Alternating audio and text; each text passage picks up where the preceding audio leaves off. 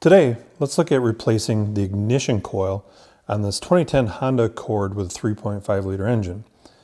Now, Honda may have a relatively unique numbering system or firing order, and so pay attention to the image on the screen here that's illustrating which cylinder is which.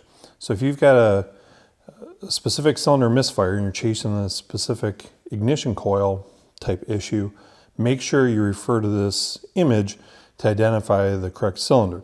It's a little bit different than a lot of other manufacturers use. So once we've identified which cylinder is the culprit and come down to the conclusion that we definitely need a new ignition coil, well, let's get down to replacing it here. First thing I'm going to do is take a straight screwdriver and remove the front cover here. And that exposes these three ignition coils here on the front side of the engine. The ones on the rear of the engine are already exposed and relatively straightforward, very similar procedure here. So as we zoom in on the coils here, let's take a look at replacing this one here front and center. First thing I'm going to do, disconnect the electrical connector. Then I'm going to take a ratchet with a 10mm socket, loosen the retaining nut here. And now I can remove the ignition coil. So pretty straightforward to remove the ignition coil.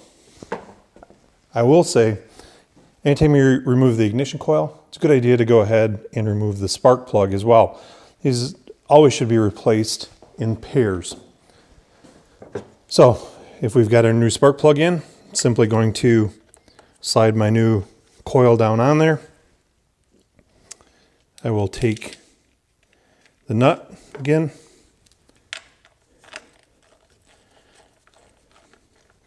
tighten it down, make my electrical connection, get it locked in there properly, clear any trouble codes, and just like that.